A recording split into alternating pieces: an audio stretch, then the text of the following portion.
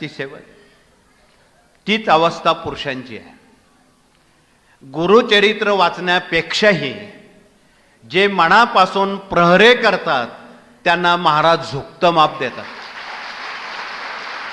तुम्ही एक वेळी पारायण केलं नाही तरी चालेल, कमी पारायण झाली तरी चालते, प्रहऱ्यात काटकसर करू नका. इथे आमचे पुणे जिल्ह्याचे लोक आलेत, जिथे ज्ञानेश्वर महाराजांनी ज्या रेड्याकडून वेद वदवले त्या रेड्याची समाधी आळेफाट्याजवळ पुणे जिल्ह्यात आहे. माऊलींना जाऊन 750 वर्ष झाली रेड्याला जाऊन.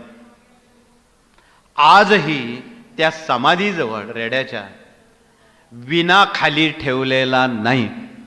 750 वर्ष झाले. काही लोक 2-2 दिवस तो विना बाळगतात, कोणी कितीही दिवस तो विना घेऊन ती सेवा रुजू करतात. त्यांना ज्ञानेश्वर भावंडांचा साक्षात्कार होतो आजही. का? ते संजीवन समाधी घेतलेली आहे.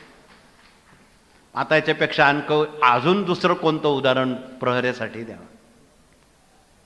म्हणून एक वेळी पारायण कमी झाले तर चालतील, पण साप्ताहिक दैनिक सेवा केंद्रात कृपया आपण सबब सांगू नका. आमच्याकडे माणसं कमी आहेत, 2 असतील तर 1 उभा करा, ज्ञानेश्वर भावंडांच्या रेड्याप्रमाणे.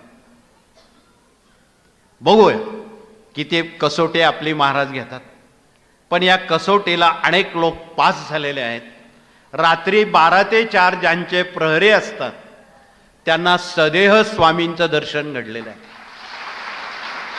त्यावेळी आमच्या या फोटोवाल्यांनी स्वामींचे फोटो ज्यावेळी मोठ्या फोटोचे घेतले त्यावेळी कोरी करकरीत कॉपी त्या ठिकाणी होती. महाराज नव्हते, महाराज फिरत होते.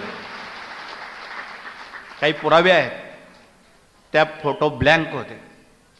मग या गोष्टीला काय म्हणू?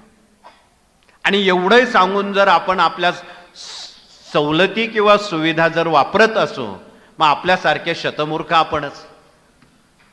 म्हणून कृपया असं होणार नाही. त्या नियमावलीत आपण बसतो का हे आपण आपल्या मनाला विचारावं. नसल बसात तर दुसरी कामं करा. सर्वात या सर्वश्रेष्ठ काम आहे फलद्रूम करणारं ते चपला सांभाळण्याचं आहे. तुम्हाला पूर्वी आठवत असेल, इंदिरा गांधी प्रधानमंत्री असताना सुवर्ण मंदिरांच्या गुरूंनी तत्कालीन